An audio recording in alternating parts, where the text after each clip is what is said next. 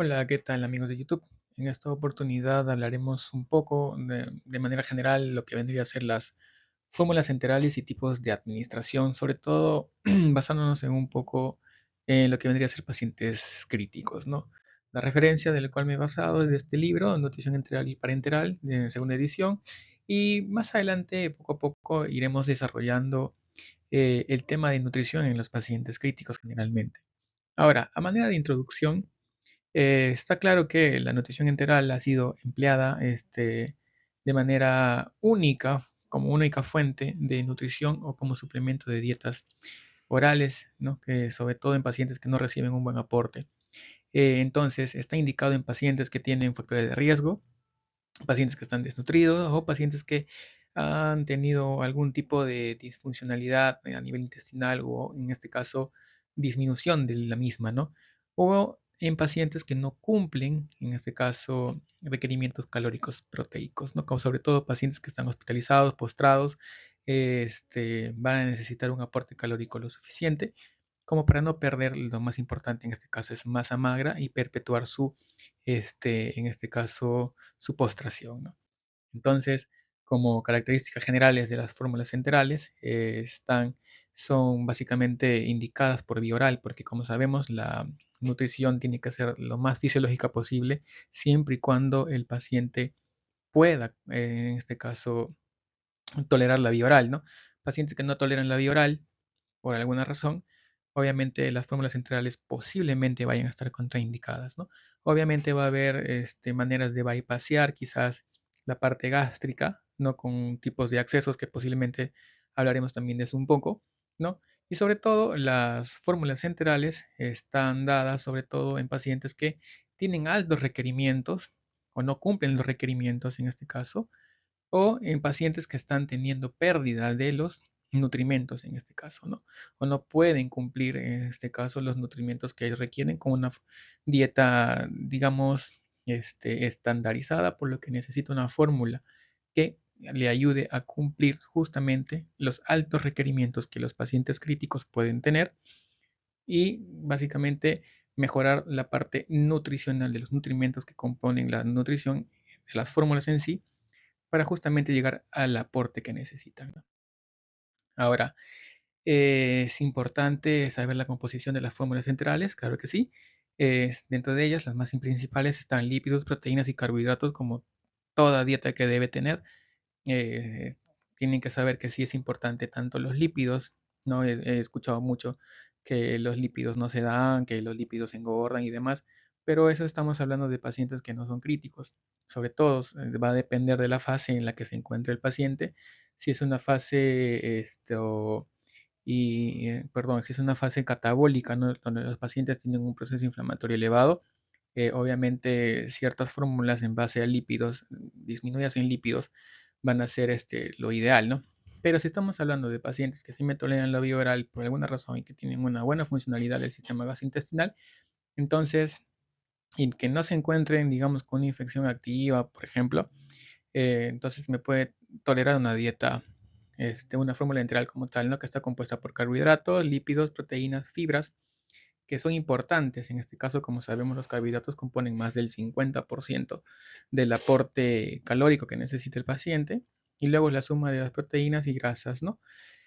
Entonces, la fibra es importante en los pacientes, sobre todo si queremos controlar las deposiciones, ¿no? Si tenemos un paciente que tiene diarreas, nosotros necesitamos que este paciente tenga una dieta alta en fibras justamente para que ayude la absorción de agua y disminuir las diarreas. Caso contrario, eso estamos hablando de fibras hidrosolubles, ¿no? Y hay las fibras que no son hidrosolubles que también ayudan en este caso en proceso de estreñimiento, ¿no? En donde no se absorben y hacen que la formación de la materia fecal se disminuya, ¿no? Entonces eso ayuda o facilita en este caso las deposiciones, ¿no? Entonces la fibra se puede utilizar tanto como para las diarreas como también para el estreñimiento, ¿no? Entonces también las fórmulas centrales tienen vitaminas y minerales y tienen una composición de agua. Como veremos más adelante, las fórmulas, dependiendo de la cantidad de agua que ésta tengan, pueden ser hipocalóricas, hipercalóricas, o normocalóricas en este caso, ¿no? ¿Por qué? Porque la densidad es la densidad de agua va a hacer que el aporte calórico aumente o disminuya dependiendo, ¿no? Y la osmolaridad también es importante porque debemos saber que la osmolaridad en nuestros pacientes o en nuestras fórmulas tiene mucha repercusión, porque si damos una fórmula altamente hipertónica, obviamente los pacientes posiblemente nos puede hacer una diarrea osmótica, ¿no? Generalmente la osmolaridad normalmente va desde 200 hasta 700 miliosmoles, pero va a depender, como mencionaremos más adelante, del tipo de fórmula, ¿no? Como había mencionado, las fórmulas pueden ser en este caso, normales, altas o bajas, ¿no? Dependiendo del aporte calórico que este dé. Normalmente se considera eucalóricas, ¿no? Si están con un aporte de 0,9 a 1,2 kilocalorías por mililitro. O altas cuando son mayores a 1,2 kilocalorías por mililitro, algunos mencionan 1,5, ¿no? O bajas si dan un aporte menor, ¿no? 0,9, ¿no? Ahora, en cuanto a la clasificación de las fórmulas centrales, hay varias. Acá, a manera de ejemplo, he puesto algunos que posiblemente conozcan, no con nombres comerciales, pero tenemos que saber que existen fórmulas estándar o conocidas como poliméricas, ¿no? Que sobre todo se le va a dar a pacientes que tienen una buena funcionalidad del sistema gastrointestinal. Hay fórmulas de alta densidad energética o hipercalóricas, pacientes que posiblemente tengan alteraciones este, o necesiten alto requerimiento de energía, en este caso pacientes críticos, pacientes que tengan posiblemente fallas renales, no sé. Hay un sinfín de patologías que necesitan a veces una fórmula específica, ¿no? Hay fórmulas en altas proteínas o hiperproteicas, sobre todo en pacientes que deberían ser, sobre todo los cirróticos, ¿no? O los quemados también. Fórmulas a base de péptidos semielementales, son pacientes que posiblemente no tengan una buena funcionalidad del sistema gastrointestinal y van a necesitar posiblemente eh, ayuda al momento de absorber estos elementos, estos nutrimentos que el paciente necesita, ¿no? Por ejemplo, es portador de una yeyunostomía, por ejemplo, es portador de una ileostomía, entonces la funcionalidad gastrointestinal no está tan indemne. Entonces, como sabemos, la parte que más absorbe dentro del intestino es la parte del yeyuno. Y obviamente en el yeyuno ya el alimento ya llega prácticamente degradado de acuerdo a todo el proceso digestivo que ya se viene desde la boca, pasa por el estómago, duodeno, en fin. Entonces, para ese tipo de pacientes existen ese tipo de fórmulas péptidos o semielementales, fórmulas a base de aminoácidos elementales o monoméricas también, justamente con la misma finalidad, ¿no? Ahora, fórmulas para enfermedades específicas, esto sí es bastante importante también saber, ¿no? Por ejemplo, acá tenemos dos muestras, justamente cuando nosotros necesitamos dar una dieta o tratar de nutrir a un paciente específico, como por ejemplo diabéticos, pacientes con intolerancia a la glucosa, existe una fórmula para eso, ¿no? No quiero entrar en nombres comerciales para no sesgar. Fórmulas para enfermedades hepáticas, hay para fórmulas para enfermedades hepáticas, para pacientes renales, para pacientes con enfermedades pulmonares, pacientes que necesitan mejorar la parte inmunológica, también las hay, ¿no?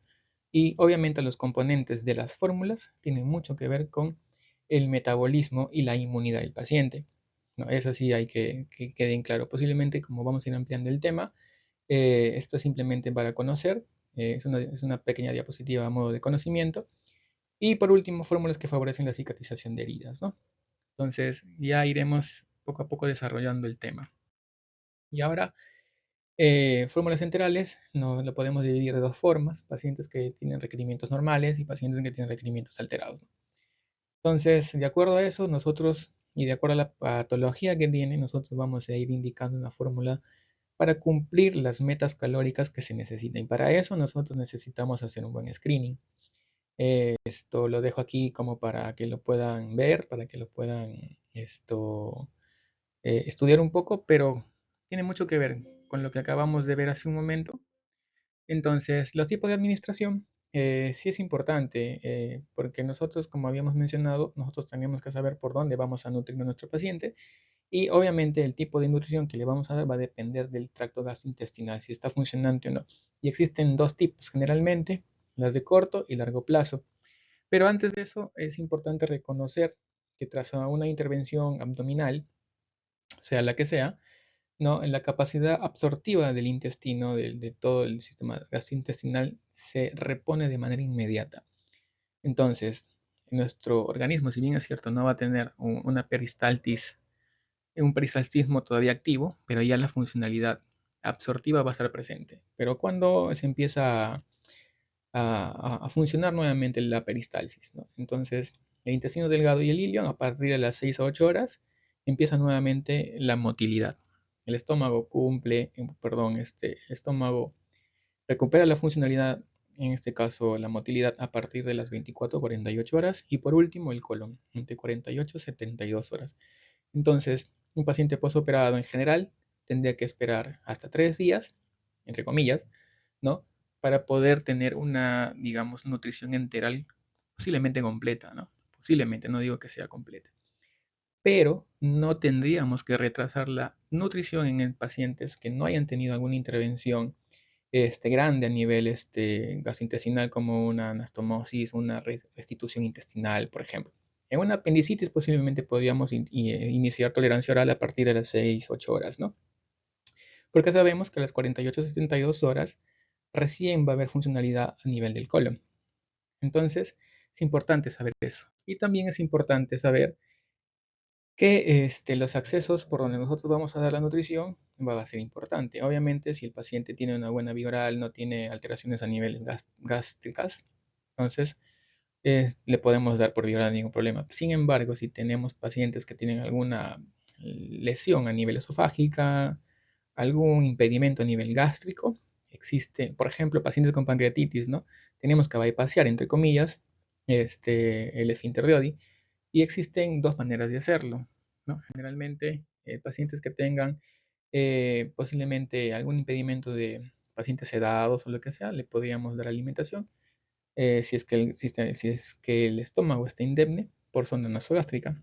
Y pacientes, por alguna razón, han tenido una restitución, han tenido una, no sé, una operación a nivel estomacal, paciente que tenga una pancreatitis, podríamos indicar en este caso sonda nasoyeyunal o sonda nasoduodenal.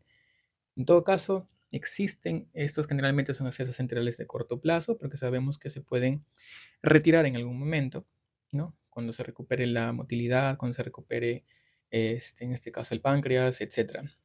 Pero, sin embargo, existen otros tipos de accesos, sobre todo a largo plazo. Dentro de ellas, la más conocida, lo que vendrían a ser las gastrostomías, por donde podemos nosotros nutrir a nuestro paciente, sobre todo en pacientes posiblemente que tengan lesiones a nivel esofágicas, ¿no?